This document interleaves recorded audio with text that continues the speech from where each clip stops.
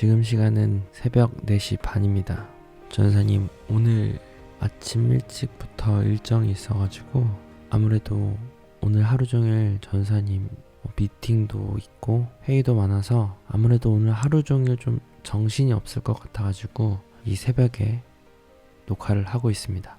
식구들이 다 잠을 자고 있기 때문에 제가 시끄럽게 할 수가 없어요. 그래서 오늘은 약간 살짝 ASMR로 시작해 보도록 하겠습니다. 양해 부탁드립니다.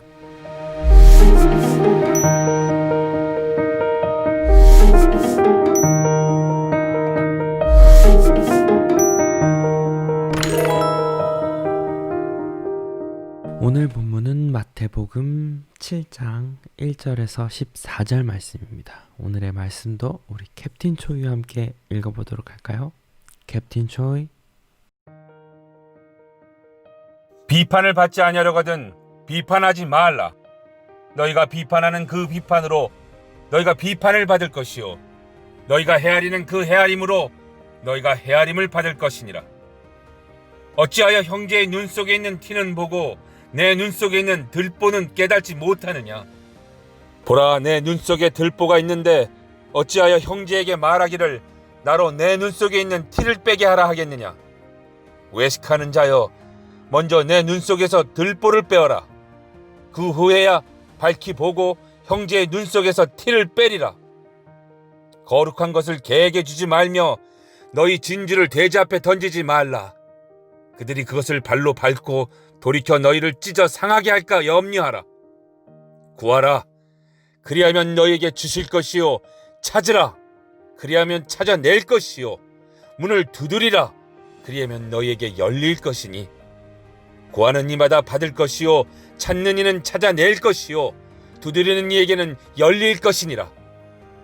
너희 중에 누가 아들이 떡을 달라 하는데 돌을 주며 생선을 달라 하는데 뱀을 줄 사람이 있겠느냐.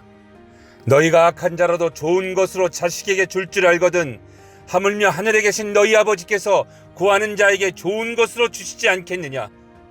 그러므로 무엇이든지 남에게 대접을 받고자 하는 대로 너희도 남을 대접하라. 이것이 율법이요 선지자니라. 좁은 문으로 들어가라.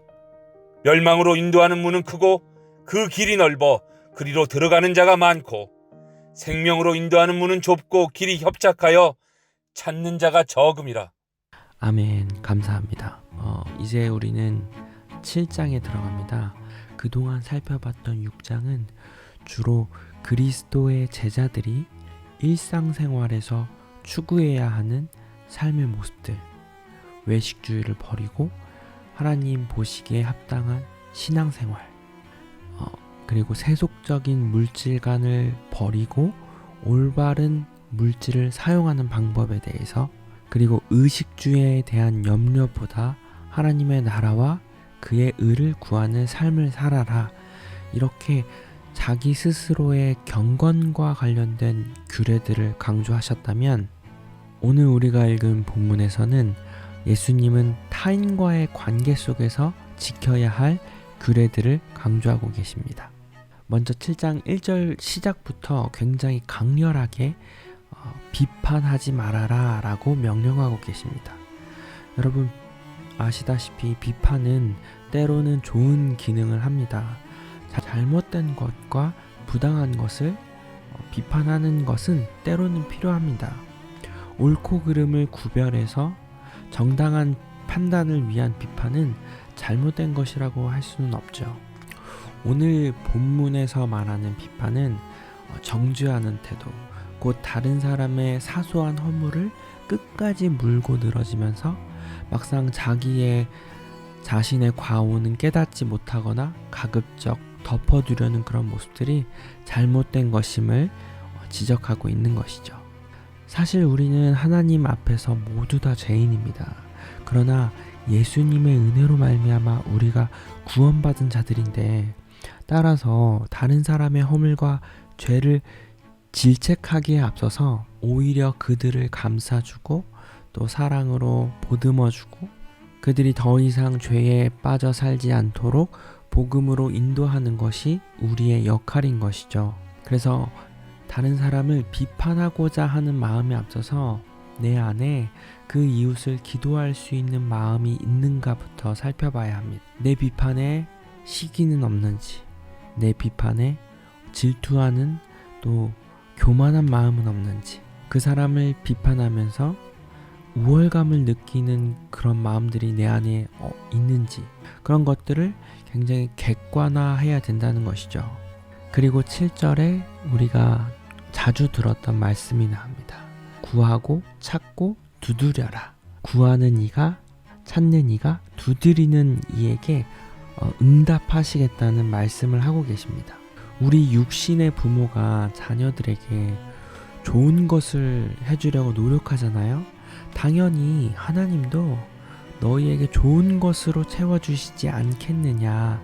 기도할 때 응답의 확신을 가져라 라고 주님이 말씀하고 계십니다. 여러분이 필요한 것을 하나님께 구하고 기도하는 것은 참으로 좋은 일입니다. 필요한 것을 부모에게 요청하는 것은 자녀가 그 부모를 인정한다는 것이거든요. 전사님도 다일이가 종종 저에게 SOS를 청할 때 기분이 좋더라고요. 아, 얘가 나를 의지하는구나. 또 여러분과 예배한 지 이제 한 달 반이 지나가면서 좀 마음의 문을 열고 나랑 상의하는 친구들을 보면서 마음이 기뻐요. 아, 얘가 나를 인정하는구나. 이처럼 하나님께 구하는 모습은 하나님 자신을 인정하는 것이고 하나님을 의뢰하고 신뢰하는 모습이기 때문에 하나님께서 굉장히 기뻐하세요. 그래서 여러분 필요한 것이 있다면 하나님께 구하는 여러분들 되시기를 축복합니다. 그런데 구할 때 중요한 것이 있어요. 마태복음 6장 33절 우리가 살펴봤었죠. 너희는 먼저 그의 나라와 그의 의를 구하라 라고 말씀하셨잖아요. 사실 우리에게 제일 필요한 것은 하나님의 나라를 구하는 것입니다. 왜냐하면 우리가 하나님의 백성이기 때문에 그렇죠. 하나님이 제일 기뻐하시는 것은 하나님의 백성답게 살아가는 것입니다.